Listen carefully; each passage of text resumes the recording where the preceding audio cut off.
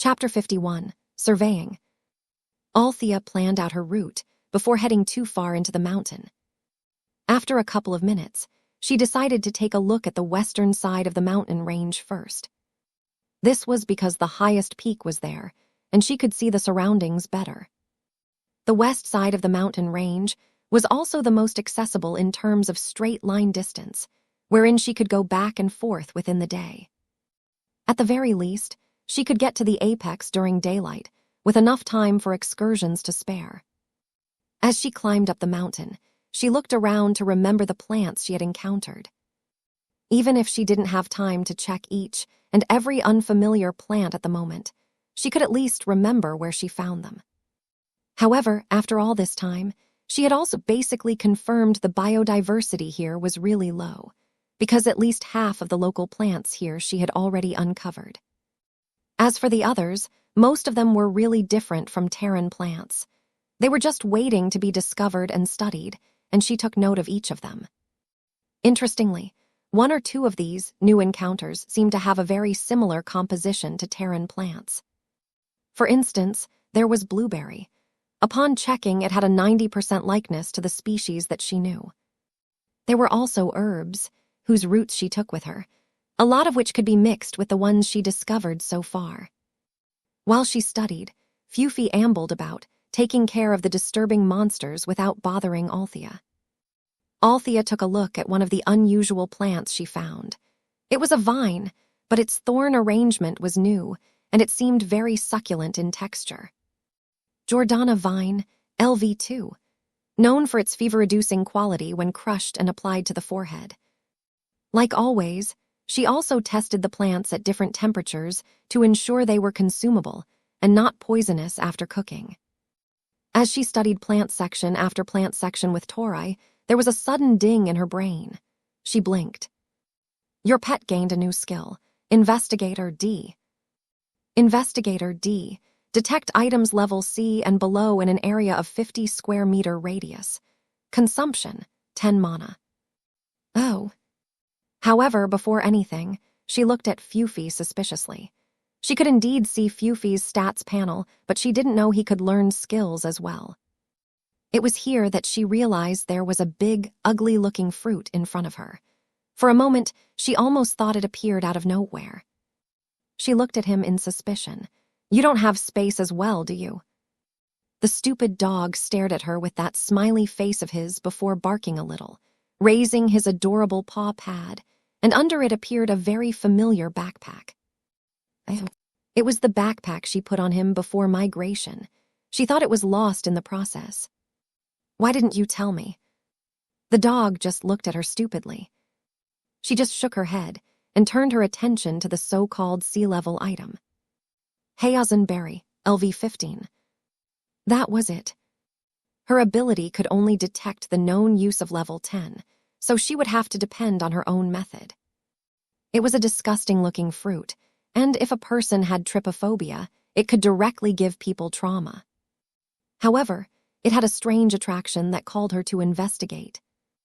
Level 15 creatures actually equated to D-level in terms of items, but for some reason, this level 15 was classified as a C-type item.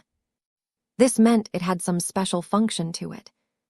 Of course, she wasn't stupid enough to eat it directly. Instead, she tested it. It had a huge amount of tyrosine, as well as some mysterious elements that could not be detected by her technology. These elements could induce dopamine in the person, among others. She couldn't stop herself, and the ugly thing ended up inside her mouth.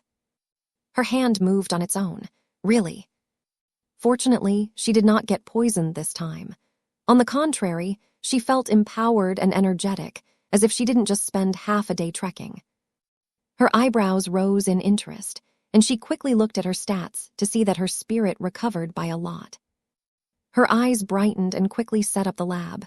Fufi, take me to where you got it, she said, and she followed the dog to the place it got the plant. The plant was a shrub, but it looked like a tree, with the ugly fruit hanging sparsely among its lower branches. Althea observed it for a while, drawing it in her notebook and writing down notes. She also took out her newly charged phone to take pictures, then checked to see if the photo was clear.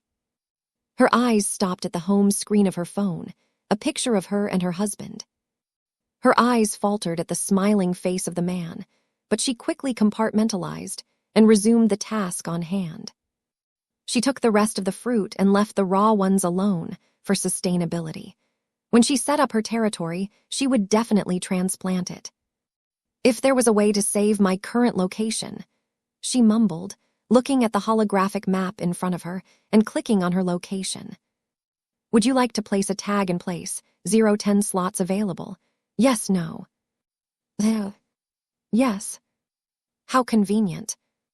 Even if this place seemed backward, there were many things that were superior to Terran. She couldn't help but be more and more curious about this place. She also took the plants nearby, as they would likely have better compatibility with it.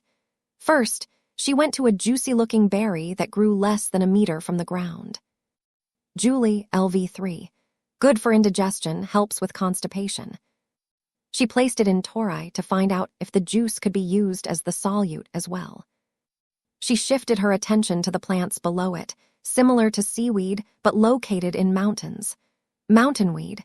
She used her skill to get the local name for it. Yauna LV5. No known uses. To be honest, these plants, with no known uses, were more interesting to Althea. She simply calibrated tori and studied the item. Sure enough, she analyzed its gelatinous self and found it could be used as a stabilizer similar to agar. Rubbing her hands together like an idiot, she changed tori from her testing mode to experimental mode. Using some of the plants she had collected this far, after a lot of time and trial and error, and a few more errors and a couple more hours, she eventually found the right mix. Detected. New formulation level B. What would you like to name it? Spirit pill. Spirit pill name already exists, please choose another one. Spirit medicine. Spirit medicine name already exists, please choose another one. Wow.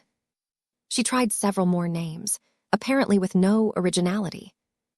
Then she gave a random name, out of annoyance. Sprite. Sprite name is available. Would you like to confirm? Yes, no.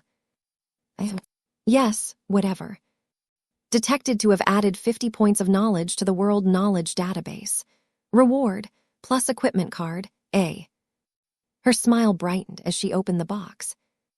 Obtained, Rainbow Silk Undergarments A. Plus 80 defense, plus 10 agility, plus 50 spirit. Very nice. Speaking of which, she seemed to have obtained a gift package B for Band-Aid before. How could she forget? They said brain cells die when you're pregnant. It seemed to be true. Would you like to gift package B? Yes, no. Yes, yes, of course. Obtained, Bellagio Bow B.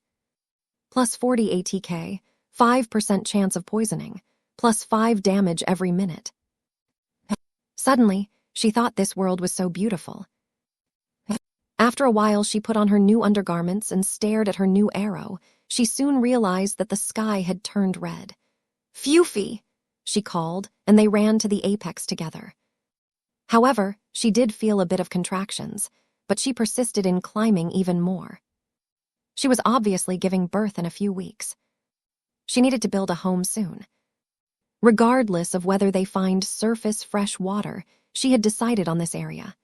At worst, they just have to find a way to dig up wells. Or better, perhaps the Lord Token would let her have the option to build a well. It was risky, as the royal territory did not have such an important amenity, but it could also be that the Lord there was too stupid. She laboriously climbed up the tallest coniferous tree, took out her scope, and surveyed the area. Although she could only go back to the territory after this, she was determined to find the next area of exploration. It was mostly just an endless forest, and for a moment she felt disappointed. But her eyes eventually stopped as she faced the east side where the mountains ended. The area there was a bit flatter, and if she guessed correctly, there should be a valley near that area. Continuing her survey, her eyes soon saw a bit of sparkle and blue, and her own eyes brightened at the sight. She had to take another look because she may have just been imagining things. Narrowing her eyes, she still couldn't see it. Then she used her perfect aim skill. Used perfect aim. Mana. She grinned. She surprisingly did get a slightly better view. Thus, she confirmed that she didn't imagine it. There really was a river. Chapter 52. Food Situation. Stats. Name, Althea Witt. Age, 25. Level, 4, 1431-0000. Life, 300-700. Spirit, 290-700, -5%. Physical, 105, -5% +40. Agility, 107 -20% +10. Defense, 74 +91. Mana, 500. Physical potential, B. Mental potential. Skills. Active elementary appraisal, D. Perfect aim, D. Quick shot, D. Passive, none. Elemental affinity, wood, water, earth. Titles, none. Overall rank, S. Current status, gestating, 2 life forms, weakened state. Wealth, 9,711 gold and 79,267 silver, 15,287 copper. Equipment. Head, none. Ears, none. Body, leather jacket, cotton undergarments +2 defense. Synthetic vest +3 defense. Rainbow silk undergarments, A. +80 defense, +10 agility, +50 spirit. Arms, arm brace +1 defense. Legs, leather pants +2 defense. Hands, Bellagio bow, B, +40 ATK. Leather gloves +1 defense. Feet, leather boots +2 defense, +0 agility. Althea took a good look at her beautiful stats before returning to the present, to the hopeful sight of the river, even if it was a little far away. She made a mental note of the location, and, considering the terrain, she mused it would take another day to get there. Also considering that they had already paid for the daily entrance fee to the royal territory, she decided to defer the trip to the next day.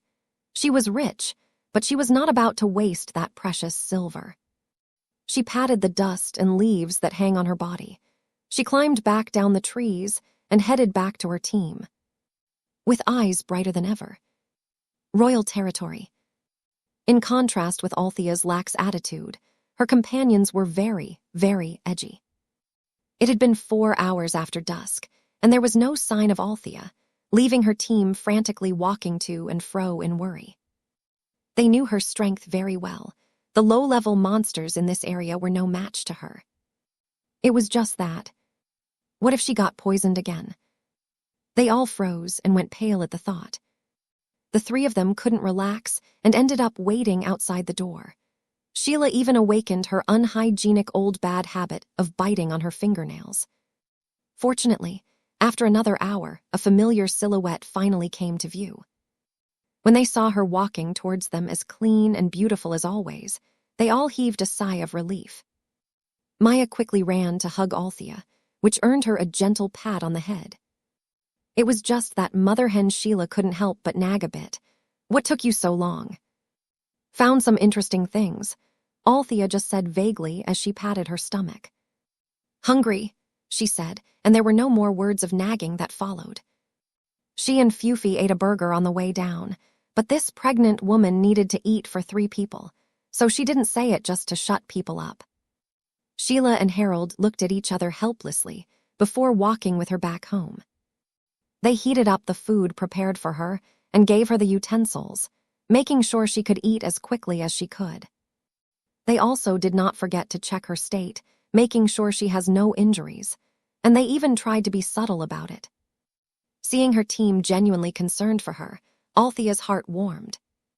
The next day, she told the team that she would be going somewhere for a few days. Everyone frowned. They still remembered the stressful hours the night before. "We will go with you," they said, and Althea looked at them in distaste. "Too slow," she shook her head. "I can't concentrate on my experiments if there are other people around either. But I'll be fine." "How long would you take?" "At least a whole day." We'll see you off. Sheila's shoulder slumped as she said so, giving up and trying to convince the other woman. But this was technically the first time she would be away from Althea for so long since they met. How could she not be uneasy? Harold, Sheila, and the kids joined in the fun, Loki asking where she was headed. Althea knew they asked so that in case she didn't go back on time, they could go find her. She didn't lie to them, of course. They deserved this bit of honesty. As they walked, they saw Priya with many others squatting down and collecting.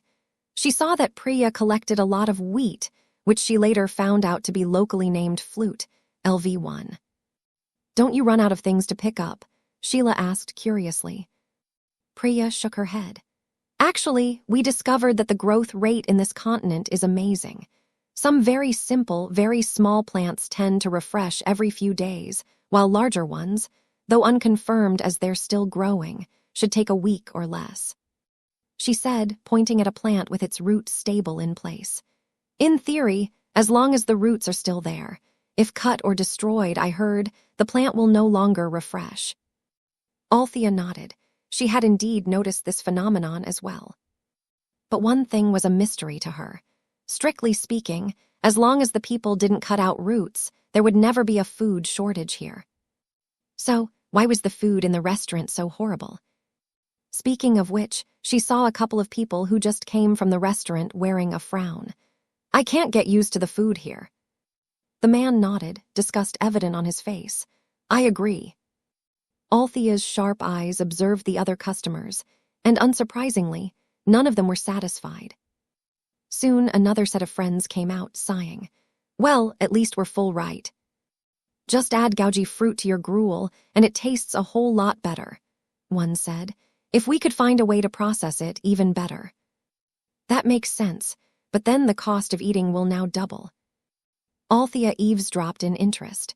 Sure enough, someone would find a way to improve the food somehow.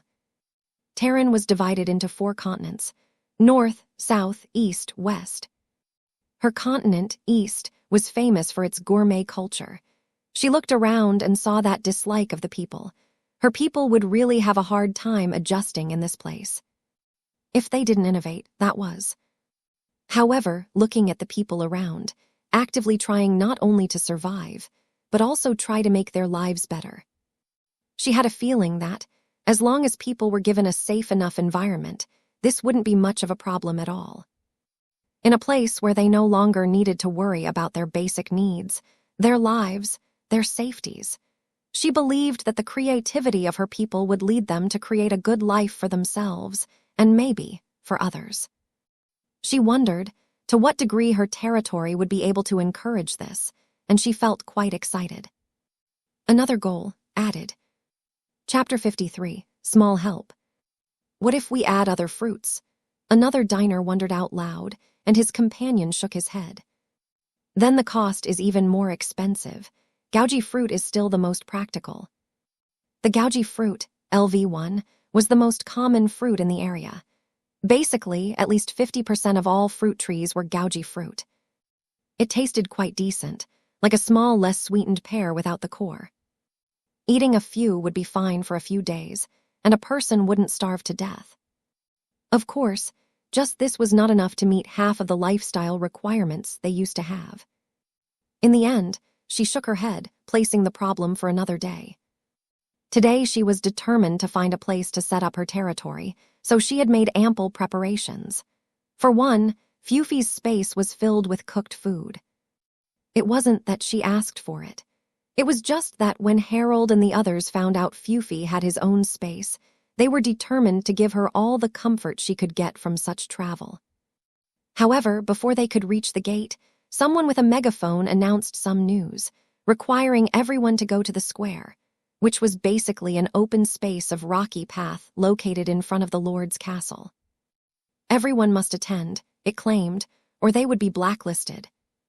Because the others still had to stay in the village for a while longer, Althea and her party had no choice but to follow the crowd.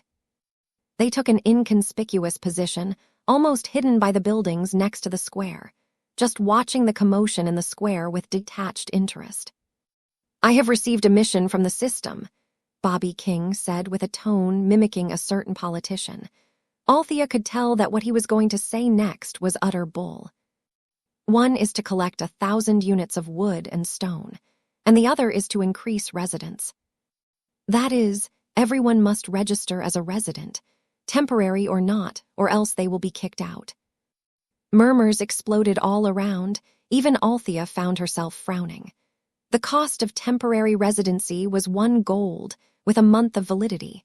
It was nothing to her, but it was at least half of the savings of many others. What was this guy up to this time? Naturally, complaints from the crowd exploded. Some were furtive while some were blunt, and each decibel heard irked Bobby to no end. Don't think you'll find another territory before monsters maul you to death.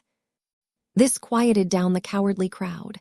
Bobby smirked, satisfied with the effect, and went to throw in the carrot. If we do as the system instructed, we will have stronger walls. From then on, the territory will be better and better. And what does this mean? Each and every one resident will also be better. He stared down every resident for impact, as if he was looking at each of them as a person, daring them to disagree. This was a power move taught by his favorite TV personality. He thought he was quite dashing when he applied it. However, his stare soon ended up on Sheila, making his eyes brighten. And then he saw Althea, and his eyes shined. He excitedly went down the podium and past the wave of people who cleared the way for his fat self. "Ladies," he said in a tone he believed was suave and charming. He stared leeringly at Althea, pointedly ignoring her very big belly. "You can be permanent residents immediately. You just have to follow me home, how about it?" And without waiting for her response, he turned to look at Harold with an unfriendly expression. "You're so old. Surely you're not the husband of any one of these ladies." Harold shivered in fear at the mere thought. "No, I was a housekeeper." This answer satisfied Bobby, and his stare directed at Althea turned even hotter. She had the temperament of a young lady, and he misunderstood Harold to be her servant. "No, thank you, we're not planning on staying here," she said, with relative politeness considering her annoyance. However, her tact was not appreciated by the people, as she immediately heard a number of aghast gasps in the crowd as soon as she finished speaking.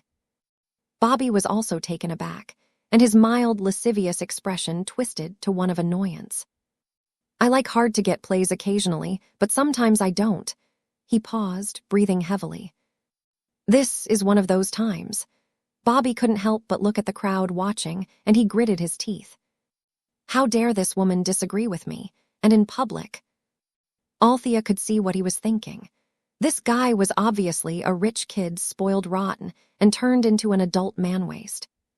She did not hate this type specifically, but she hated it when they got in her way. She just looked at her people and signaled for them to go. Anyway, they always brought their things in their space. There was nothing left in the rented house, and they could just leave when they had to. But this lord was very arrogant and was set to making her be his woman. How could he let her get away? "Pregnant woman wants to be arrogant with me," he yelled, extending his grubby hands to grab her. However, before he could reach her, an arm quickly touched his flabby arms. "My lord, it is not good to hit the weak. Don't put yourself at their level," the soft voice said, and Bobby visibly calmed down with it. The owner of the voice was Mina, and it seemed whatever she promised Bobby to do last night satisfied him very much. Mina went to them and looked them in the eye. "Lord Bobby was kind enough to give you shelter, but you dare disrespect him like this. For the sake of you being women, we will not punish you heavily, but you must leave this territory."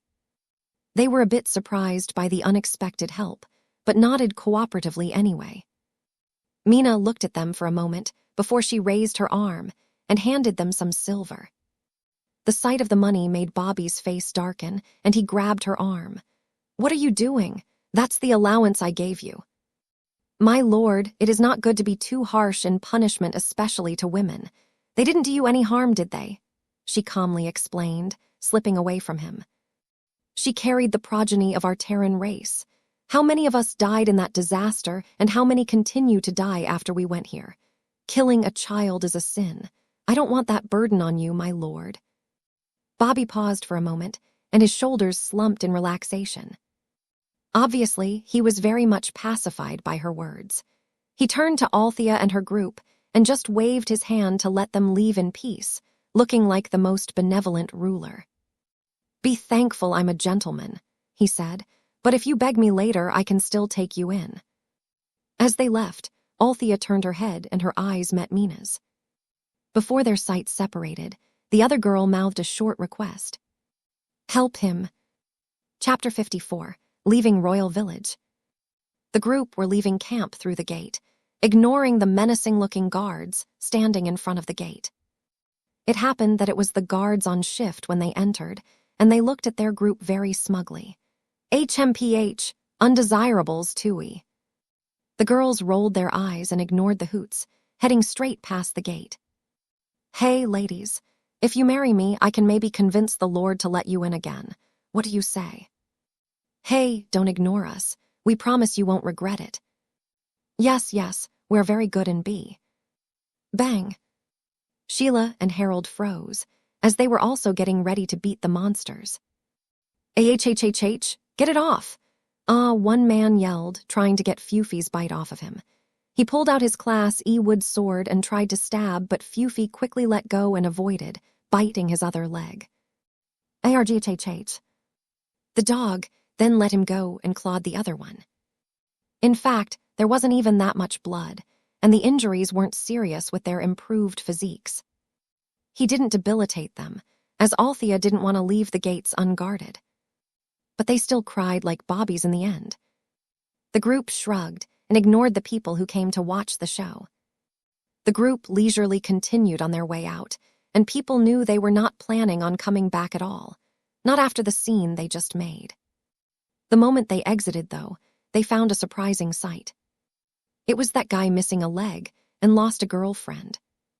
He seemed to have set up a small camp near the gate. He built a simple shed roof anchored between two trees. He also used hay and dried leaves as flooring. Impressive for a day's work for someone missing a leg. Some people would probably sneer at a less suppled man, doing so much even after being humiliated. For instance, those guards who mockingly watched the man every time he made a move. They would look down on him, calling himself a licking dog, a coward, because no matter how humiliating, life triumphed over everything else. Where else could he go? At least there were guards near the gate, right? But to be honest, Althea felt that it was more likely he just wanted to be closer to his ex. Regardless of his circumstance, she felt an undeniable pride in him. After watching the man, she sighed and started walking in a direction. To the surprise of her companions, Althea actually approached the guy. The man flinched and looked at them guardedly. But when he confirmed they meant no harm, his hostility disappeared and he gave them a puzzled, but polite, nod. "Your girlfriend asked me to help you," she said, raising her hand and revealing several pieces of silver. It was all the silver that the girl handed her earlier. The man was silent, but he obviously understood. Althea stared at him for a moment. "If she wants you to go, it may really be for the best." He smiled bitterly. "How can I can't live without her." He pursed his lips and looked at the pregnant woman in front of her. For some reason, he wanted to tell his story to a stranger. Then again, there were things easier to tell a stranger than a friend. "We grew up together and have been relying on each other for as long as I can remember." He paused, closing his eyes as if surrounded by bittersweet memories. "Although we grew up purely as friends, our transition was very natural. After the layer of paper was pierced, we fell head over heels. Even when I had lost my leg after being discharged from the army, she never showed any dissatisfaction. She would take care of me and my needs, not asking for anything. She was so patient and loving, I cannot imagine why." He closed his eyes, frowning deeply in pain. He opened his eyes and stared at Althea, eyes desperate, as if trying to convince her of something. As if convincing a stranger of his beliefs would somehow make it true. "I don't know why she would leave me, but it must be for a good reason." But Althea did not agree, and she raised her hand to stop him. "Does it matter?" Did it matter if there was a reason? The output was the same. Eugene was silent, his eyes glazed in pain. Indeed. No matter what, she still left him. And that was the fact. Eugene didn't come with them in the end. Of course, that didn't hinder anything for their group. She already did her part, and it didn't matter whether he followed them. The girl saved her some trouble, and she served as a courier for her one time. On the other hand, Sheila couldn't help but look back. Won't we say goodbye to Priya and little Theo? Maybe they'd want to come with us. Althea shook her head. They're in a safe territory now. We're venturing out into the wild, not conducive to a pregnant woman and a 3-year-old child. Harold sighed and couldn't help but add, besides, it was such a public event, she definitely saw what happened. Althea nodded, similarly feeling a little complicated at the premature parting. But as a woman with children, she understood Priya's decision. They already made a choice, was all she said in the end. Sheila was silent for a while before reluctantly nodding. She really liked Priya and Theo. It wasn't that Althea wasn't reluctant, but she really couldn't guarantee the mother and son's safety and comfort. Maybe, perhaps, they'd meet again after she built her territory. She would offer them a safe haven then. Althea led the team to the mountains, and no one questioned her. However, just as they started their ascent a couple of hours later, she saw a bright light from the direction they came from. It was some aura change that was similar to that of a level upgrade. It seemed to have exploded from the same spot as an epicenter. No one else noticed this, and she merely took note, not giving it too much thought. They traveled for a while, killed a couple of aggressive mobs, and eventually reached a decent clearing to have their lunch. They ate happily as always. Furthermore, this time they had begun using local ingredients, and they were very satisfied with the result. Althea had also learned some basic soup making. She had already used several types of berries with varying success. Harold told them a couple of cooking techniques, and the outcome was acceptable. She was very proud. Mentally, she already added this to the menu of what to feed your husband. They also ate monster meat, marinated with sauce from crushed Jordana vine. One of the components that turned it into an effective fever reducer, parthenolide, could be synthesized for other functions. Using this material, they could now make the rest of its flesh into a sort of powder to create an effective solution used to soften up any meat that they had encountered so far. Added with some sour fruit and other seasonings, the end product was quite delicious. The barbecue sauce was easy and just depended on a mixture of tastes from various fruits and plants they encountered. Of course, she tested it with Tori first to ensure there were no poisonous substances that formed with the mixture of different edible substances. It could be said that this was a fully local meal and didn't use a single ingredient, including condiments from Terran. This was a very good sign, showing their potential for self-sufficiency. It was just that, as they ate, Fufi suddenly stood up and all the furs on his body were raised, growling in no direction in particular. Althea frowned and looked down, noticing that the soup was forming ripples. Her eyebrows furrowed deeper as she saw the ripples getting larger and larger. "Earthquake," she voiced out, and everyone instinctively put their items in the space. They looked around and realized their clearing was the safest in earthquakes already, but they dare not feel complacent. "No," Althea mumbled, eyes on Fufi's reaction. "This is not a normal earthquake." Without saying any more, she suddenly stood up. Her companions watched in surprise as she sprinted in a direction, climbing up a tree again for a better vision. They would never get used to the sight of a pregnant woman climbing trees so skillfully, jumping from branch to branch. Fufi followed not too far behind her, and they managed to keep track of her because of this. Fufi suddenly stopped, and they almost continued forward due to momentum. Thankfully, Harold was strong enough, and they didn't fall in the steep slope below. They watched blankly as a piece of pebble that was just in front of their feet fall down hundreds of meters below. Was this always here? Anyway, they quickly gathered themselves and looked around. They saw both Fufi and Althea staring at a distance below the slope. Puzzled, they followed their line of sights and noticed a dark-colored wave approaching below them. Why would there be a wave on land? However, some minutes later, the wave got close enough for them to hear loud roars. It was now that they finally realized. This was no water wave. It was a wave completely composed of monsters. They looked at the dense mob. The cacophony of growling and roars sent shivers down their spines. Dense rows of teeth and red eyes, everything screaming hunger, fell into their sights. Their scalp numbed from sight, and instinctively stepped back further, as if the monsters below would notice them all the way up here. Althea sacrificed a bit of mana to get an idea of the strength of this mob. There was no level 3, but there were plenty of level 2. Even if she was level 4, she would have a very hard time without good weapons. Fortunately, the monsters didn't seem to notice them at all. The monsters seemed to have a target location, and all of them focused on heading there. Althea's eyes narrowed as some memories resurfaced. Every time she or anyone else leveled up, nearby monsters seemed to be injected by some sort of stimulant. Then she remembered the light she saw during their ascent.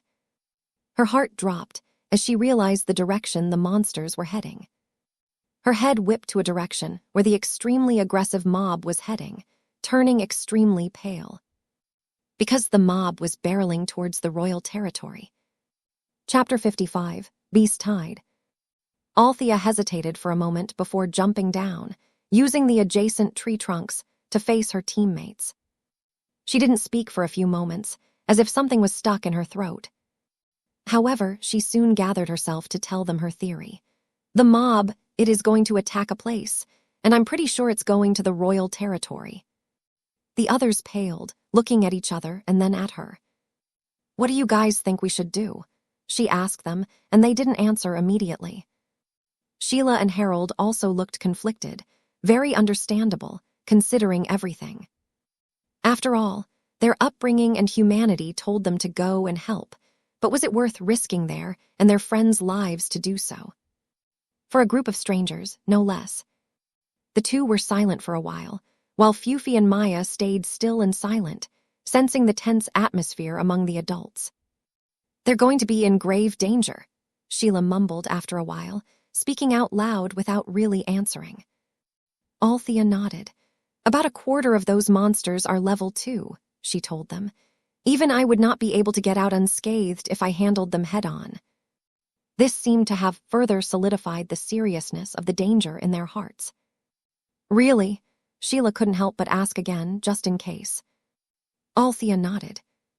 So, what do you suggest? Althea looked at the two, asking once more. After a while, the silence was broken by Harold. Although I am reluctant to fight so many monsters, I feel like I won't be able to sleep properly if I don't do anything. Sheila looked at them and dipped her chin, also in agreement. As she looked at Althea, she answered in a small voice. Me too, but we shouldn't put ourselves in danger either. She was shaking a little as she cast her vote. This was truly a difficult decision, and she was a bit heartbroken as she said this. After all, this was equivalent to sentencing a lot of people to death, which may or may not include Priya and her children. Althea looked at the two and saw they were being sincere. She was relieved to find that no one in her current team had a hero complex. I agree, we will help, but only within the scope of our abilities. She paused, sharp eyes looking in the direction of the monster mob. I suggest taking them out from the rear, lightening up the load up front. In this way, there would be a window of surprise. Albeit short, it was better than being the ones taken by surprise. As for whether the Lord and his cronies could handle the battle up front, that was no longer their business.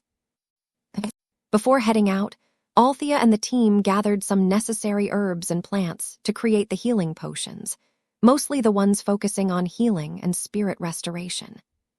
She had to use almost all the plants she had in stock. Althea rushed to create at least one for each of them, making sure she had enough material for a few more in case of emergencies. Then, ensuring their weapons were all ample and ready, the group soon followed the mob of monsters. They caught up with the tail of the mob about an hour later, with Althea initiating the attack with her arrows. This was followed by Sheila, and the 3 close-range fighters guarded them from the front. Sheila took out her bow and arrow. Harold took out his wooden spear, Maya her classy sword, while Fufy symbolically sharpened his teeth and claws. Althea took out her B-class weapon as well, very much intent on testing its limits. She had a feeling that she wouldn't be able to maximize the weapon, for now, but she was bent on making the best out of it to the best of her abilities.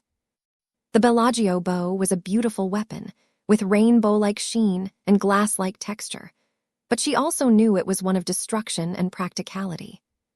It was powerful and didn't need arrows, but every few shots consumed mana, so she readied her guns and wooden bows, in case she ran out of steam. Soon, more and more monsters noticed their existence, and dozens came at them every time. Those nearby turned their ugly heads to them at the same time, letting out guttural roars. Althea initiated the attacks, focusing on level 2s for efficiency. Unlike before, thanks to her new weapon, as long as she aimed well, she could really take them down with one shot. Stormdweller LV2, plus 50 copper, plus 50 experience. Tanto Rat LV2, plus 50 copper, plus 50 experience. This was the signal for the others to attack, making sure their backs weren't vulnerable by using a group defense position. Because of the sheer density of the monsters, Sheila had to use her axe, now with a third left in its durability, before using long-ranged weapons. Harold and Maya slashed at the monsters nearby, with Maya being guarded by both her father and Fufy, as ordered. She cooperated with them and made sure things didn't get too difficult for them, using her arrows to hit particularly difficult enemies. They killed one when they came, killed 2, a dozen a score. Nomos, LV1, plus 30 copper, plus 30 experience. Stormdweller LV2, plus 50 copper, plus 50 experience. Huey Mouse, LV1, plus 30 copper, plus 30 experience. Tanto Rat, LV1, plus 30 copper, plus 30 experience. Juju Toad, LV1, plus 30 copper, plus 30 experience. Huey Mouse, LV2, plus 50 copper, plus 50 experience. It had to be noted that humans and monsters of the same level were definitely not of the same strength. They could only handle so much because Althea had a Class B weapon, but that would be useless if her mana ran out. Not to mention, she felt the weapon could only be used in a way fit to her level. That was to say, stronger attacks must require more mana, which would have been impractical to use. The amazingness of Class B defense. Equipment was also displayed at this point. Still, the fight was definitely dangerous. Being surrounded by monsters for so long, how could she only have scratches? The fight lasted for hours, seemingly endless, and Althea got to the point of using up all the arrows and half her remaining bullets. The others had at least 2 weapons scrapped, and Sheila was on her second to the last weapon. Everyone's medicine had long ran out. At some point, everyone's spirits were reduced to less than 20%. It was incredibly tense. Fortunately, the others had managed to level up, increasing their stats and health, allowing them to last for so long. The pregnancy symptoms long started affecting her, but she willed herself to get through it. She uncoiled herself from the tail of the level 2 Huey Mouse, darting in the opposite direction and hitting it and its neighbors in the eyes. From her peripheral vision, she saw Harold wallop several level 1s that attacked, protecting Maya, who was also handling a level 1 Tonto rat with Fufy's assistance and protection. She flitted through the crowd and directly targeted the level 2s to lighten up everyone's load in the long run. It wasn't difficult to aim at these monsters. Even without her accuracy ability, the size of a level 2 compared to lower levels of the same species was quite different. For instance, Fufy, who had just been taller than her knee before, was now nearly as tall as her waist. Although they had faster speeds, the current density of monsters also limited their mobilities, making them easier to hit. She checked her mana and saw she could only make a few shots. Adrenaline flowed through her veins and her vision, and instincts sharpened sharply. Avoiding the attacks of small fries, she vaulted up using their bodies, aiming her arrows, and hitting the several level 2s remaining in the vicinity. Stormdweller LV2, plus 50 copper, plus 50 experience. Huey Mouse LV2, plus 50 copper, plus 50 experience. Stormdweller LV2, plus 50 copper, plus 50 experience. Juju Toad LV2, plus 50 copper, plus 50 experience. Juju Toad LV2, plus 50 copper, plus 50 experience. With the leaders gone, the mob soon started showing signs of disorganization, making it easier to deal with them. She no longer dared to spend the tiny mana she had left and took out her katana. In this last leg, they had no choice but to go beyond their limits. Even when their joints were hurting, they continued to slash, parry, and hit like no tomorrow. Because, well, if they really failed to fight, there really won't be one in the future anymore. Another hour later, the mobs on their side had finally lightened up. They looked at the sky to realize it happened at dawn. It was as if the sky cleared of the darkness and welcomed the light. It felt extra meaningful to finish a fight to see this sight. Congratulations, you have reached level 5. You have been assessed for occupation, pharmacist. You have been assessed for occupation, archer. Stats. Name, Althea Witt. Age, 25. Level, 5, 201 5000. Life, 12800. Spirit, 143,800, minus 5%, plus 50. Physical, 145, minus 5%, plus 40. Agility, 147, minus 20%, plus 10. Defense, 94 plus 94. Mana, 800. Physical potential, B. Mental potential. Skills. Active elementary appraisal, D. Perfect aim, D. Quick shot, D. Passive, none. Elemental affinity, wood, water, earth. Occupation, pharmacist, archer. Titles, none. Overall rank, S. Current status, gestating, 2 life forms, weakened state. Althea naturally saw the unusual notices and the new line in her stats. However, she did not have the time to study this. At the thought that they, a group with the weakest level 2, had such a hard time, they couldn't imagine how a group of level 1s, even if there were hundreds of them, could handle this tribulation. The group did not even allow themselves another moment of respite, and they rushed to the territory, hopping to rescue a few more lives. Chapter 56, Carnage. Trigger warning, gore. The group arrived in the vicinity of royal territory a few hours later. Their hearts were heavy on the way as they passed through a forest that was basically flattened by the waves of monsters. As they approached, the scene slowly unfolded in front of them, and immediately they were surrounded by an atmosphere of despair and depression. Amongst a chilling silence, their senses were engulfed in the smell of rust, and their eyes soon meet with the desolate landscape inside what used to be the fence. What met them was the gruesome scene of dismembered bodies lying around, their corpses laid haphazardly on the ground. Some bodies were torn apart and dismembered, while some were twisted and contorted, as if more than one monster took turns to consume them. The putrid odor that oozed out of the ground hit their very souls. Grotesque remnants of life surrounded them. Bodies and limbs were torn apart, and insides haphazardly thrown on the ground. Inside these torn bodies, one could see the bones and sinew, and the blood soaked the soil red. The faces on the corpses were frozen in a terrified expression, telling them of the horror and hopelessness the people felt when all this was happening. Sheila and Maya sobbed, Fufi howled a painful tune, and even Harold covered his eyes as he cried. Their hearts were heavy with sorrow, the image of the carnage stamped in their minds. Althea stood still and did not sob like the others. She could not. Whether she liked it or not, she was their pillar. Even if she wanted to break down, for the sake of the group she had to hold herself back. In the end, Althea sighed and looked around, trying to compartmentalize and study the scene as much as she could. Half the buildings have been completely demolished, and none were undamaged.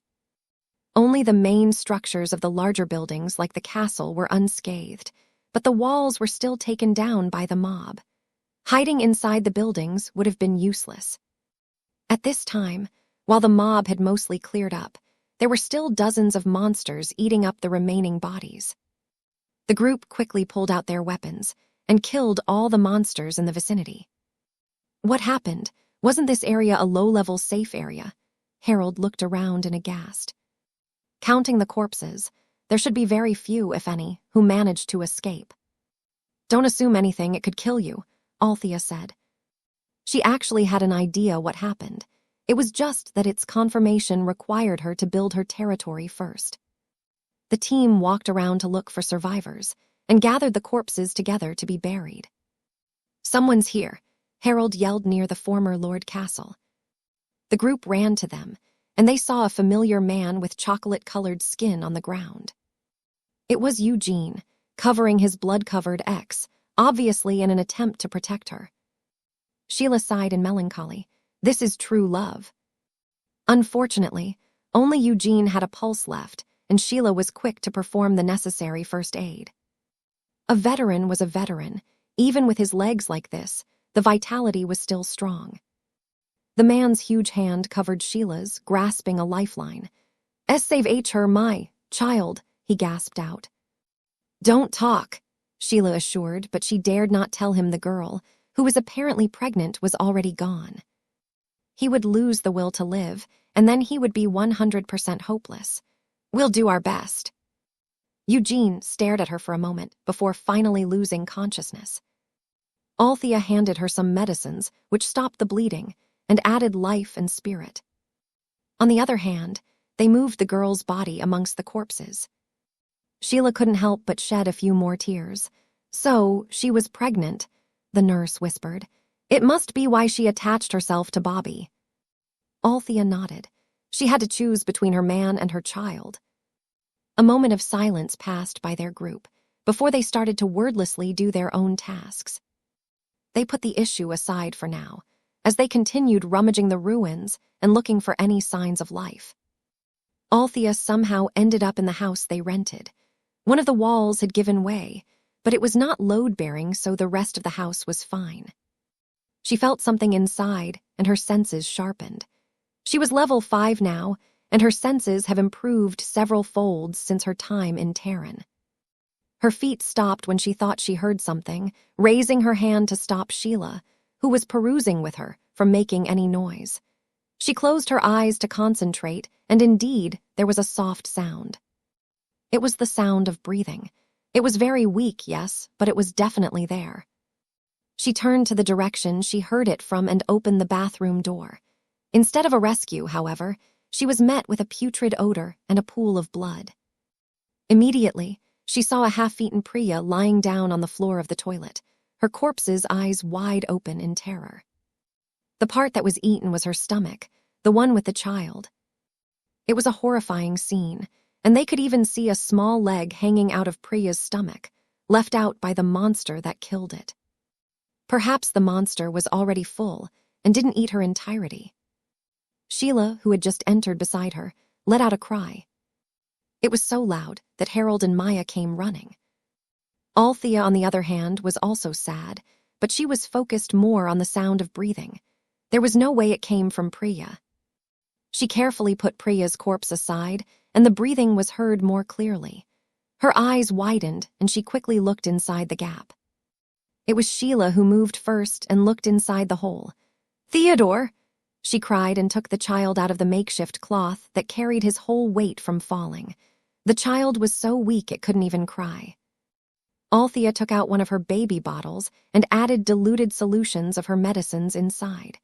She also added a sleeping solution, so he didn't have to see his mother's mauled corpse. Sheila quickly coaxed the child to drink, and finally breathed a sigh of relief as he drank. They watched the child closely, making sure he was healthy, before returning their attention back to Priya's body. Harold took a deep breath before lifting Priya's corpse. They didn't have any cloth to wrap her with, and they could only incinerate her along with the others. As Harold carried the body outside to join the other corpses, Priya's hands fell, and something fell down. Althea walked to it and bent down, to realize it was the bracelet her husband gave her. Althea paused, taking it in her hand with a depressed heart. In the end, she kept it in her space, hoping to give it back to Theo someday as a keepsake. An hour later, the group finally collected most of the bodies they could get and placed them in one area for incineration. Eugene had already woken up at this point and saw his lover's body. His eyes were wide, as if absorbing what he was seeing, but it didn't take long for the scene to dawn on him, and he let out a spine-chilling cry. He wanted to drag himself to the fire, as if to join his dead family. Harold could only hold him back, his own heavy heart weighing him down. But Theo, bless his young soul, walked beside him and embraced the man, as if sensing the despair, and instinctively went to comfort him. Eugene froze in shock before breaking down, hugging the child to his bloodied body. He cried his heart out, but the child didn't make a sound. The sight heavily affected her psyche, and Althea's hands were gripped tightly, her eyebrows uncharacteristically furrowed for hours that followed. Her spirit had already been drained because of the fight, and now this sight made her feel so heavy that she was too tired to even bother with the pregnancy symptoms nearly debilitating her. It could be said that this was the worst mood Althea had been in since the migration. Turning her head away from the fire and the cries, she went to the so-called fence. She stood still a few meters away from the fence, studying, trying to distract herself. Her eyes stayed at the completely demolished fence and realized it was more of a demarcation line than a protection. She thought there'd be more functions or even a repelling function. This meant it only provided minimal defense and was completely useless against a monster mob. It was only as strong as it looked. Her whole body felt heavy. It seemed that owning a territory didn't necessarily mean you could be safe. Will she be able to protect anyone, or even herself and her child? How fragile hundreds of lives were. Even deep into that night, hours after the ordeal, it was the question that echoed in her head. She wrapped her arms around herself in the duvet blanket as she laid, her entire body trembling in sorrow. Her eyes rested on the broken wood window of the Lord's castle, emerald eyes fixed on one of the dual moons visible from her side. It was these moments she especially missed her husband. She couldn't help but remember his warm touch, protective shoulders, and reassuring voice. No matter how strong a person was, they needed to have an anchor that allowed them to just let go. Her husband was that one existence. "My love," she mumbled as she hugged herself to sleep, the light of the two moons illuminating her sad figure and tears lining up her eyes. "Where are you?" Chapter 57, The Husband Part 1. Gorgon Ridge, 12 kilometers from Twinwave Town. "Captain, watch out!" a voice yelled, pulling a strikingly handsome man out of his reverie. Flinching, Garen barely dodged the sharp canine of the saber-toothed hyena, his ebony-colored hair singed slightly by the attack. His sharp eyebrows furrowed as his eyes focused on the enemy ahead. Instinctively, he raised his lean muscular arms, and a huge spear made of ice appeared, stabbing the monster's eye. The monster roared in pain, but otherwise the damage was minimal. At best, it only got angrier. With the cone stuck in its eye, the monster jumped in his direction, its large palm creating a small crater where he stood. The man temporarily shook away his distraction from earlier, using a lot of mana to reinforce the ice spear, making it strong enough to handle his next wave of attacks. He made swift movements both to attack and defend, his sculpted muscles flexed beneath his taut skin, showcasing strength and agility in each movement. In the midst of the attacks, the man's chiseled face clenched as he surveyed his opponent. He judged its life to still be a quarter full, and its movements only slowed by a bit from its peak. His sharp cerulean eyes zoned in on more potential weaknesses he could exploit. Similarly, the monster's menacing eyes were also observing him, ready to maul him at another moment of distraction. Garen looked at his mana, which was already less than half, limiting his reservoir of skills to use by a third. After a moment of consideration, he chose a skill to use. Used Iced Ground D, minus 15 mana. Ice condensed from his feet, immediately crawling from his area toward the monster. Because it wasn't able to avoid it, the skill successfully hindered its movements. It only lasted a few seconds before the monster lifted its paws again, but it was enough for Garen to climb up its back in its distraction, using another skill to skewer a weak spot, the small pinch of soft skin behind its neck, to finally kill the damned thing. Use Stalagmite D, minus 25 mana. When the monster escaped the bind, it didn't even look up at the large block of ice. His size appeared above his head. Garen jumped over the ice, adding his weight, and then let gravity do its work. SPLACK. Killed Sabertooth Hyena, LV 14.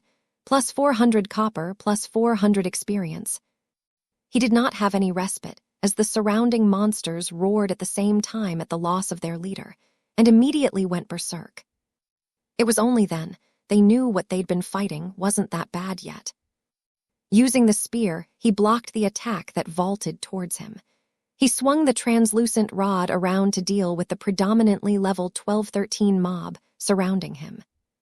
Now that the leader was dead, it was much easier to deal with the rest of the mob, even if they were in the dozens. Two of his teammates took out the preliminary version of their crossbow, adding long-range support to those fighting in close range. They struggled to kill each one, but not too much. With teamwork and synergy, they soon entered a zone where they could kill a monster together in a short span of time. Killed Sabertooth Hyena, LV 13. Plus 370 copper, plus 370 experience. Killed Sabertooth Hyena, LV 13. Plus 370 copper, plus 370 experience. Killed Sabertooth Hyena, LV 12. Plus 350 copper, plus 350 experience. Killed Sabertooth Hyena, LV 13. Plus 370 copper, plus 370 experience. Killed Sabertooth Hyena, LV 12. Plus 350 copper, plus 350 experience. Seeing that his teammates didn't need help, Garen continued to focus on his fight at hand. He killed a few more level 12s and 13s, consuming his manifested elemental ability. When the ice disappeared, Garen carefully looked at his remaining mana and the surviving monsters, making a quick calculation. Soon, stainless steel knives appeared around him, hitting the weak spots of the handful of monsters that surrounded him with skill and precision. Finally, using the physical skills he learned early on, which consumed a lot less mana, he finished off the ones still moving. As for the rest of the team, they also killed off the mob they were against. There were plenty of injuries and a lot of blood, but none were fatal, thankfully. It was at this moment of respite that an exclamation on the side sounded. IH. It was a loud yell, making everyone raise their guards again, only to find out it was one of them celebrating. I'm finally level 10, a pale-skinned soldier, Lewis, yelled in glee. His team, after heaving sighs of relief, both congratulated and mocked him. You realize you're the last one, right? Lewis ignored them and placed his hands together, looking as if he was squeezing something, as if he was constipated. His teammates wanted to tease him, to tell some bad joke about poop, but sparks appeared in between his hands. It was tiny and would have the damage of 0, but it was enough to make the youngest soldier ecstatic. I did it. This was followed by a few soldiers rubbing his head to congratulate him, which he didn't appreciate, followed by mocking hoots at how an ancient match was better. Garen smiled a bit at the sight of his soldiers. They worked very hard on this mission, and he thought he ought to reward them. Especially, they didn't suffer any loss this time. Then let's celebrate with a barbecue. They all cheered. Garen froze the bodies of meat to sell and left a couple for a barbecue party. He had always been a great cook, years of training done purely to satisfy his wife. After discovering some byproducts from various plants, Thanks to his wife's obsession, he had learned a bit of fur. He had made his own set of condiments. He gave the rights to distribute to the Rallan mercenary team. He was also pretty well off now, and they weren't dirt poor as before. He could still remember their penniless state during the first few weeks of arriving. At the time, they relied on findings in the wild to survive, as the living conditions in the town they landed near to was too high. Of course, even with the dividends, they weren't rich either. After all, finding information all over the continent to find a way home was in no way inexpensive. "Your team is really good," Bart, the horizontally blessed head of the Rallan mercenary regiment, said with a large smile visible on his bushy face. The Rallan mercenary team was the group they partnered up with for this mission. Bart approached Garen, who was undressing to take care of his wound. He sincerely praised them. When he first met them a few months back, the average level was 3, the level of children. Now the weakest was level 10. Of course, this was nothing compared to his team, but the rate of promotion was very impressive. Further, they were all incredibly strong for their level. The captain, Garen, could defeat a monster only 2 levels lower than him alone, and still standing. In his many years as a mercenary, this was not possible at all. This was particularly true with monsters above level 10 that have improved bodies that required at least 5 skilled mercenaries of the same level to deal with. This showed how much skill this team had, and that they would definitely be able to take on most human opponents with higher levels with relative ease. And finally, the most important factor of his friendliness was one fact: they were all elemental masters. Elemental masters. Not even 1 out of 10 strongmen were blessed with this. This was why he and his team actually condescended to partner with the then weaklings. And it paid off. And the rate of return was amazing. Garen nodded, giving credit to where it was due. They were actually transported 3 months earlier, during the top-secret mission the World Union sent them to. It was to deal with odd alien monster that appeared in what appeared to be a black hole. However, as they fought against these monsters, the space around them suddenly ripped apart. They watched as the tanks and other big weapons disintegrated and felt their own souls being pulled out of their bodies. When they mysteriously arrived at a forest filled with unfamiliar vegetation, 2/3 of their people were already lifeless corpses, as if their souls were taken from their bodies. And after various adventures 3 months later, the original 100 survivors was reduced to a little over a score. The enemies here were too strong, especially when the first arrived. They were not prepared for it at all. The guns that managed to pass through with them were only useful for monsters below level 5. It couldn't even scratch the skin of stronger monsters. However, it was also because of the weapons they had on hand that they survived long enough to gather strength to kill monsters on their own. He was now level 16, and the lowest among the others was level 10, Lewis, who got delayed because he was severely injured for more than a month on a mission. In fact, if it wasn't for their rigorous training, they would have died having such low levels when they entered. At this level at least, they could now barely be considered a low-level mercenary team. This was actually an impressive feat. After all, they've been here only for 3 months. The average level of combat-type professionals in their 30s was level 15. It was gravely lacking compared to other established mercenary teams, but it wasn't a bad accomplishment. It was just that no one felt it was enough. No one felt they were fast enough, no matter how much the indigenous people complimented them. They were rushing to be stronger, because only if they were stronger would they get access to more resources and better networks.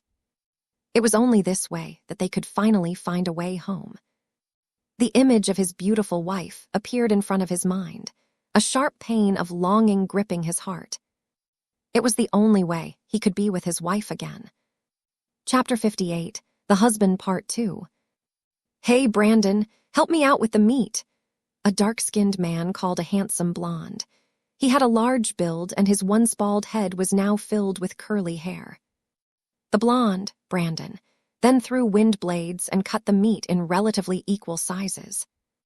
On another side, a pale-skinned, bald soldier grabbed the collar of a narrow-eyed man. "Mao, stop eating that. That's still raw."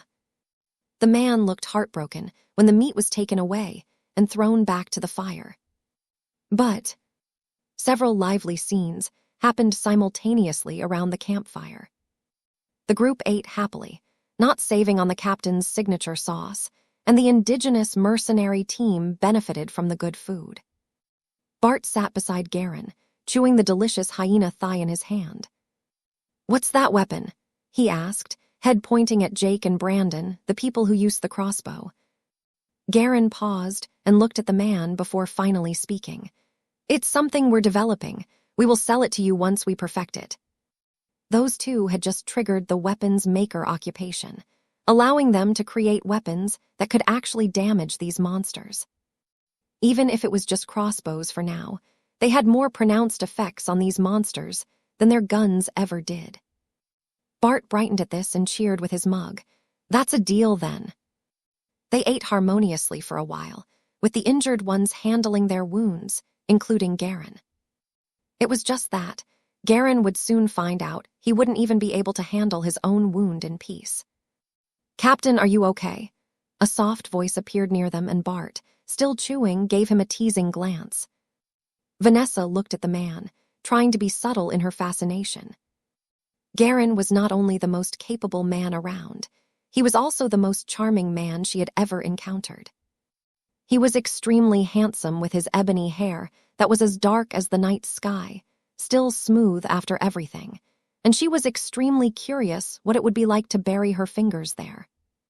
Then there were his gorgeous blue eyes as deep as the sea, magnified by his chiseled features and strong jaw, so charming as if a woman could stare at it all day and not feel bored. Women would love to be protected by those wide shoulders and lean muscles. Being embraced by it would feel like a dream. How amazing he was in every fight. Every and each one of his movements were lithe and purposeful, and they were incredibly sexy.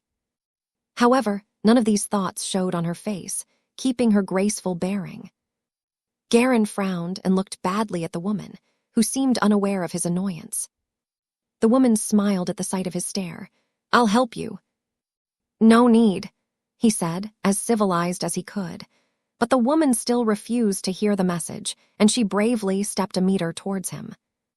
He frowned even deeper. 1 meter was considered his personal space. Garen's eyebrows furrowed in annoyance. How many women who tried entering his personal space were kicked out by him?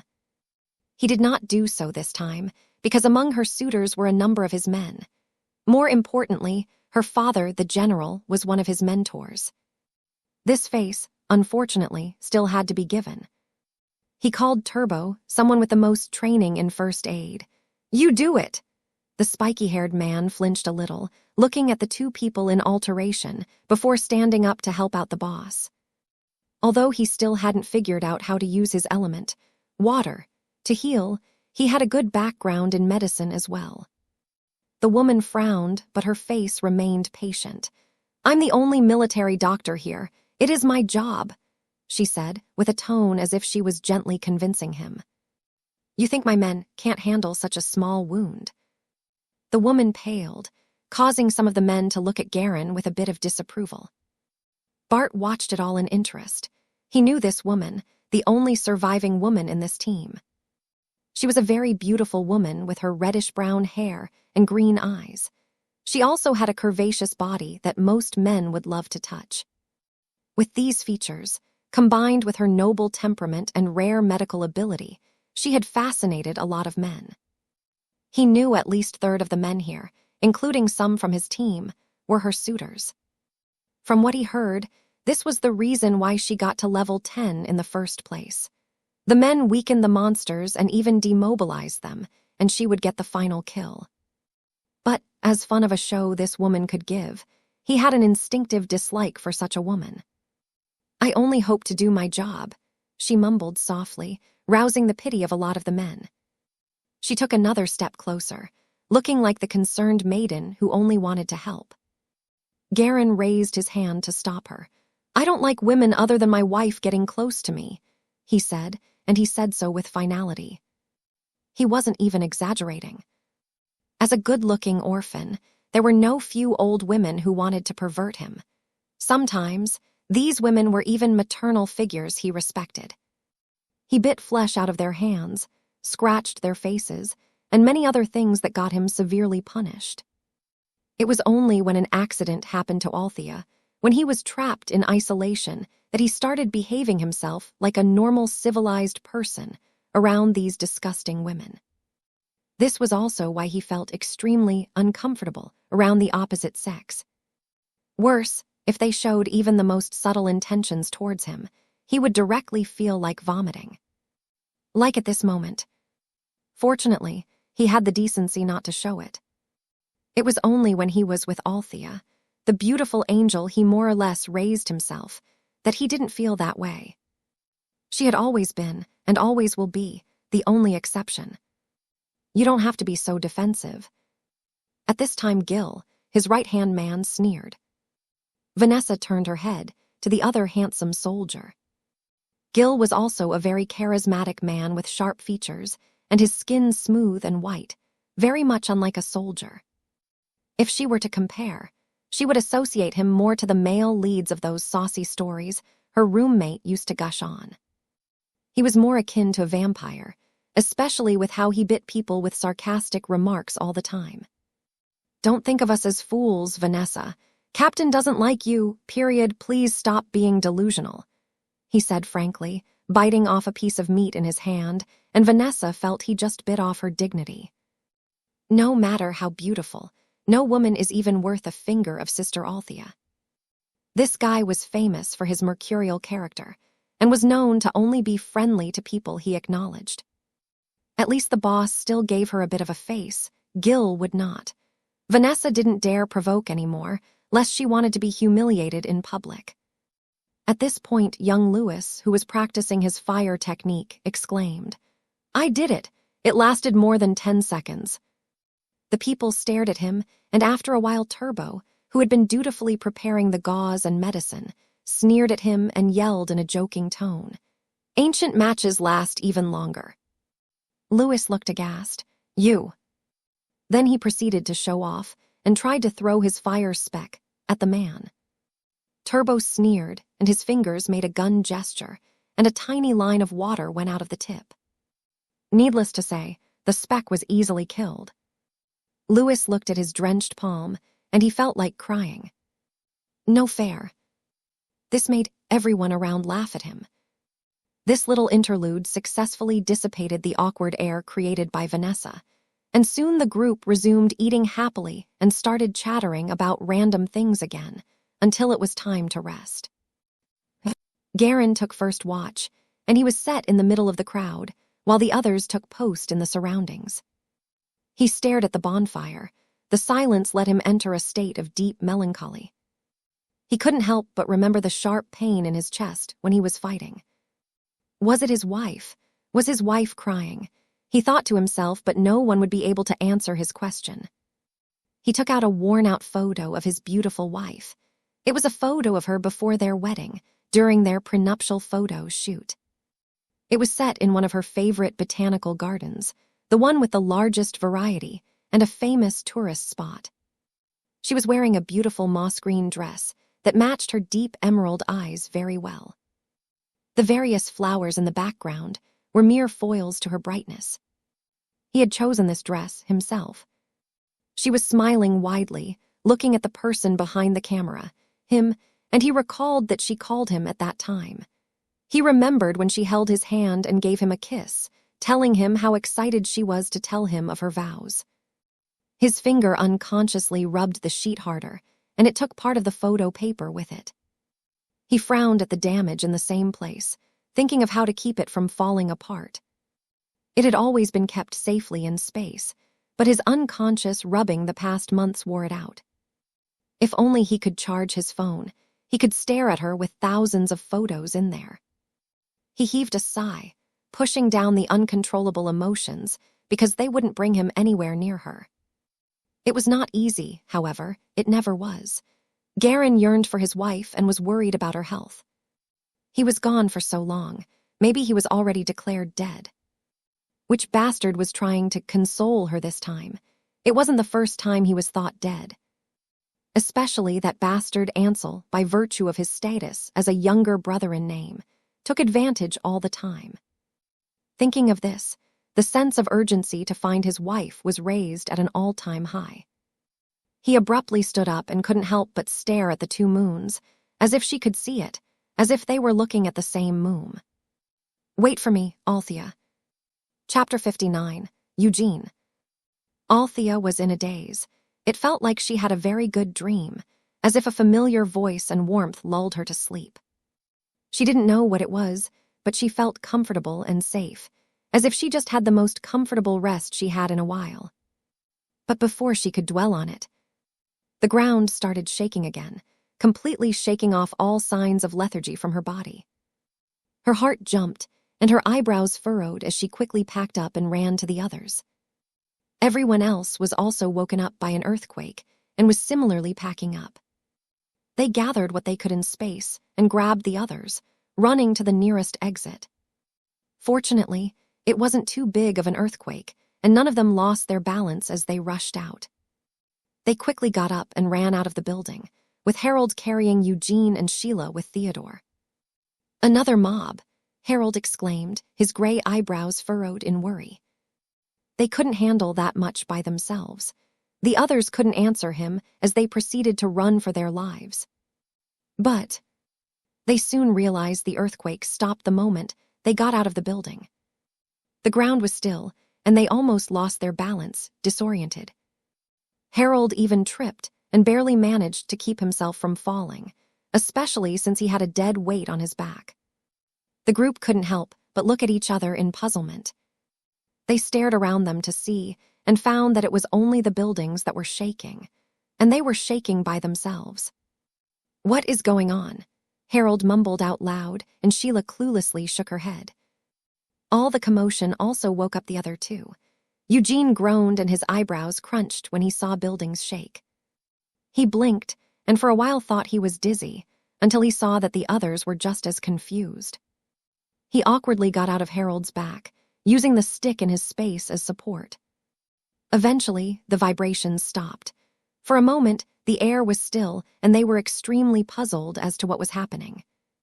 However, a change soon happened, and it was as magical as it was depressing.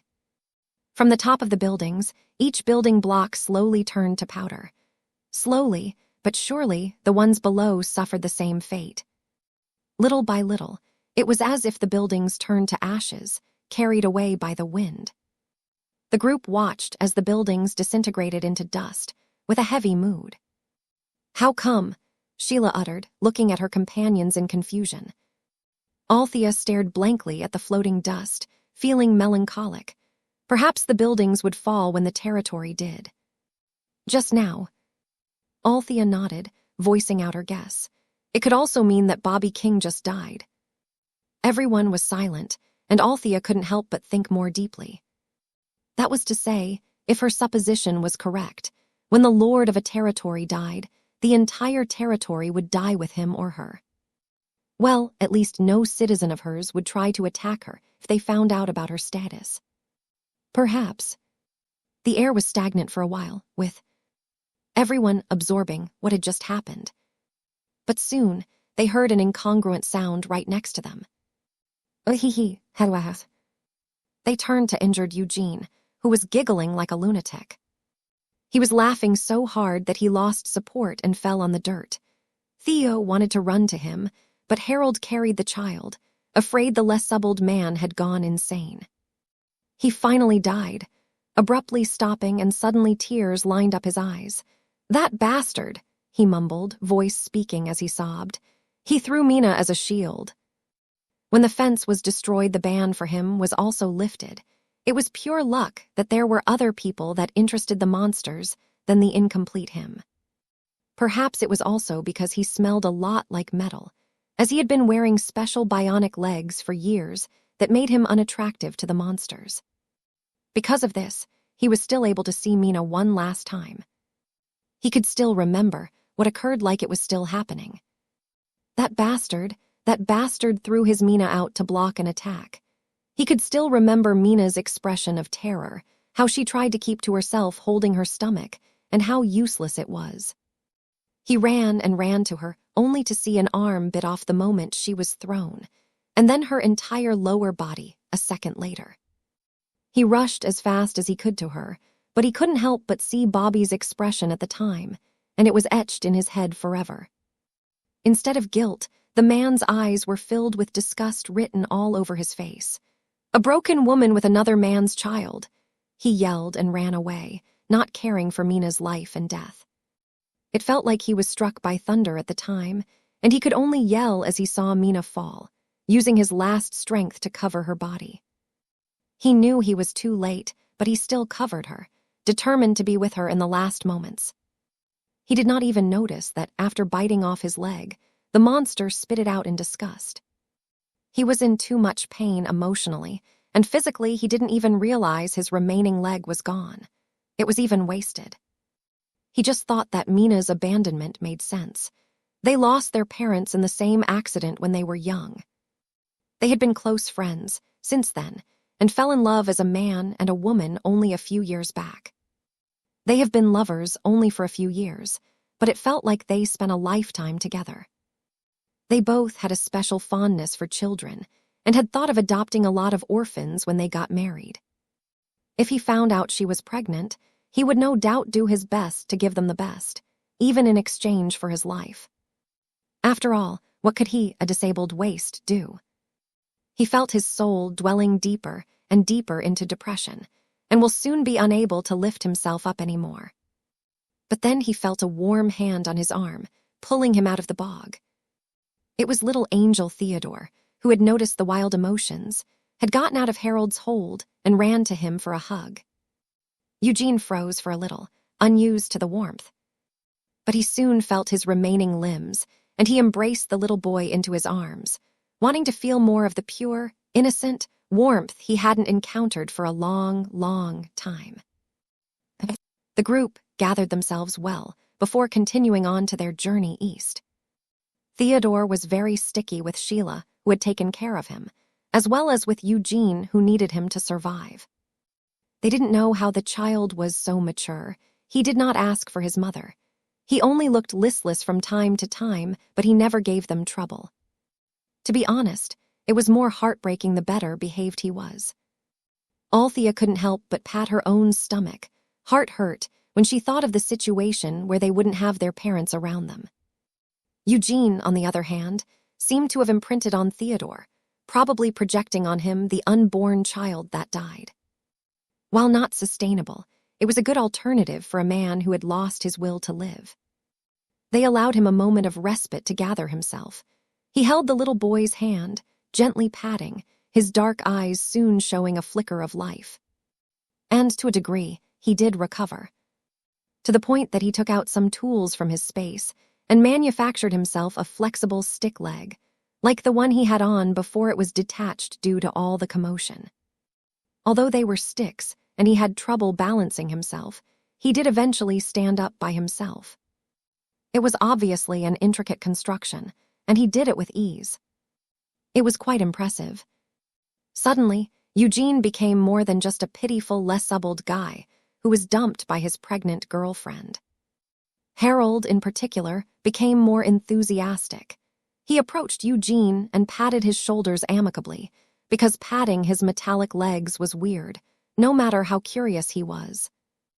As if interviewing an idol, the old man asked the younger man a lot of questions. After this bit of obsessive questioning by Harold, they soon found out more about Eugene. Eugene Sparks, 31 years old, was a practicing technician. He graduated in mechanical engineering, but a few years ago, every man above 18 and below 50 years old was required to serve in the military for 3 years. Everyone looked at him in admiration, making him feel awkward, while Althea's eyes brightened for a different reason altogether. A mechanical engineer. Expert recruit. She couldn't help but study the group's coincidental composition. Somehow, she managed to gather experts in their own fields, and maybe they could let their talents shine in her territory, helping it as well in turn. They now had a food expert, a medical expert, a plant and resource expert, her, 3 cute mascots, and finally an engineer. Althea thought that the population of her, currently non-existent, territory was small, but it was really high quality. She was really looking forward to how it'd look in the end. She refused to believe that what she had seen in royal territory was all there could be. Chapter 60, Lord Token. If the military enlistment was required earlier, maybe more people would have survived. Harold said, imagining the scenario of a population filled with strongmen who knew what to do in a disaster. Although he didn't want to experience it himself, having the skills would have definitely made him less dependent on the girls. Although he was old, he still cared about his masculinity. To some degree, anyway. What they didn't know yet was that a lot of Edenian men survived after the transfer, relative to other demographics, primarily because of this mandatory enlistment requirement. In terms of survivability, it could be said that Edenian citizens, especially young men, made up for a large bulk of the population. Well, our world had entered a time of utter peace and integration, Eugene told them. Even as a soldier, the number of fights I encountered wasn't much, not compared to our predecessors. Eugene entered the military a few years prior after his contract with a company expired, with the unfortunate accident happening in his final year of mandatory service. Ironically, what got his hand was a machine malfunction he was tasked to fix. He wasn't able to move his hand for a while after the accident, and it was only a month back that he started to be able to move his hand freely. Ironically, he was only able to start building things just before the damned migration, and he was not yet able to earn money from them. He wasn't able to make up to his lover at all. He was never able to give her a good life. It had been about a year since the incident, and his Mina had only been supportive of him. He had always felt guilty for holding her back, so he would never resent her for leaving him to survive. He owed her too much for that. The group allowed themselves enough respite as they went further at their own pace. They walked according to Eugene's pace, who was still getting used to walking without 2 legs. Fortunately, his thighs were intact so he could still control the direction of his legs. He couldn't help but look at the beautiful pregnant woman, recalling the medicine she asked him to take. Eugene still couldn't believe how his wound stopped bleeding. It was incredible. The slow pace allowed them to chat with each other, easily dealing with the few aggressive mobs that came their way. The monsters were all level 1, and they served as effective whetstones for the others. Just like this, a group of friends, diverse in age and abilities, embarked on an adventurous trek to an unknown land. They navigated through both rocky terrains and dense outgrowing plants, easily dealing with weak mobs to strengthen themselves along the way. Everyone just followed Althea, not questioning where she was headed, believing that she really had a place in mind. As they traveled, the group also found out more about each other. For example, Harold was deadly afraid of snakes. Fortunately, they had yet to encounter a slithering critter, or else he may have perished then and there. Maya once said that her father was almost run over by a car trying to escape one. It was this small, she said, waving her hand to show how small the snake was. It looked to be around 10 inches. PFFFTT, Sheila laughed out loud, while the other 2 chuckled reservedly. What would you do if you encounter a snake-like monster then? Harold shivered at the thought. For a moment, he already saw death, but then he saw his cute daughter and knew he couldn't hide. Well, I'd have to face it sooner or later. Or you'll just find a cabinet to hide. Maybe rescue will come on time, Sheila said, smiling. Althea looked at her and had an idea about what she was talking about. Like what you did. It was around this time that they found out that Sheila was actually locked in the cabinet by a coworker, just before the zombie apocalypse came. This coworker was one of the first nurses Althea beheaded when they got together. It was the most satisfying, gruesome thing I have ever seen, Sheila mumbled, thinking no one heard her. Harold chuckled, imagining a nurse's bully unintentionally saving her life. Not everyone is lucky to meet Althea, he added, and Sheila shrugged. But I was, we all were. Stop, Althea said as she walked, hands patting her stomach. You're making me embarrassed. The group laughed as they went, very leisurely, incomparable to how they were when they first arrived. Maya saw the adults had told their stories and proceeded to tell hers. She was very cute and was a lively storyteller. She shared a lot about herself. Mostly it was about her elementary school friends and playmates, and they all felt melancholy at how unlikely things could return that way. They wondered if they would ever see children happily playing without care anymore. Except for Althea, of course, because she was an actionist, and she was bent on creating a peaceful, happy home for her children. About an hour of leisure walking later, Sheila looked at Althea curiously, because she could see Althea had a specific direction she was heading in, and she was very curious about where they were going. Where are we going next, Althea? Sheila asked, though she had no doubt they would follow her wherever she decided to go, even if Althea wasn't sure of the direction. Fortunately for them, Althea already had a rough location in mind. Althea's feet paused momentarily and turned to look at the people she's been traveling with thus far. She pursed her lips, feeling a bit complicated, pondering what to tell them. She didn't know what kind of event or effect activating the token would show. Should she separate from them now and just return once it was activated? Should she tell them she was going on an exploration mission with Fufi again? But was it so necessary to hide it from them? From what she saw, they would be her travel companions for a long time.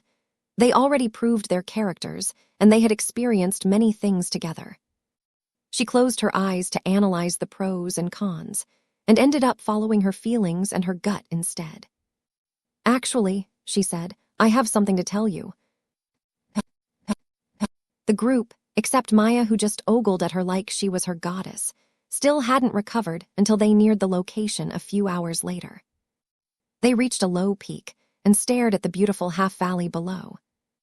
It was a relatively wide area, so the slope wasn't steep, only gently rolling. On the northwest side, there were rolling hills and mountains from as far as they could see. Interwoven with these hills was a forest, not as eerie or dense as the ones they had been to, but just right, ample in resources, but with manageable dangers hiding underneath. As they went deeper, more of the forest revealed itself. There was sparse undergrowth, allowing dappled sunlight to filter through, casting ethereal beams to the soil. There were a lot of delicate wildflowers, in several shades, adding a touch of beauty to the place. There was ample vegetation, but not too much. There were a lot of grasslands and bushes. The mountain range opened up southwards and southeast to relatively flatter lands. In the corner of the valley, there seemed to be a reservoir of spring water seeping down to form the stream and eventually converging to the small river she saw before, about a kilometer away. She clicked on the logo of the castle, and a map of the area appeared in front of her. There was also a circle, and a small scale indicating that the circle had a radius of 1 kilometer. She moved the circle to enclose both the valley and the river, and pressed OK. Would you like to use the Lord's token? Yes, no. With a bit of anticipation, Althea directly chose yes. All of a sudden, gravity on where she stood seemed to have increased a little, with the children directly falling down, the trees shaking and the air getting heavier. A circle lit up faintly underneath her feet, suddenly expanding to beyond what they could see, likely to the border she had chosen prior. A few moments later, the air returned to normal, and everyone breathed a sigh of relief. Congratulations, you have successfully created a territory. Rewarded plus 5000 units of wood, and plus 3000 units of stone. What would you like to name your territory? Althea stared at the screen for a while, interested. A name's A. She had been so busy that it failed to enter her mind that she'd had to name the territory. Althea thought for a while and decidedly refused to depend on her own polarizing naming sense. Instead, She dug within her own memory, to the happy times back in Terran, so that she would associate her territory with it. Back when they were children, her now husband had always taken time to tell her bedtime stories. There was a particular name that stood out, because it rhymed with her name, so she liked it very much. It was an adventure storybook for children, she recalled, and its hero, male, was named Althea. It meant proud, powerful, and superb. And because it sounded a lot like her name. Both her husband and brother called her so when she was being domineering.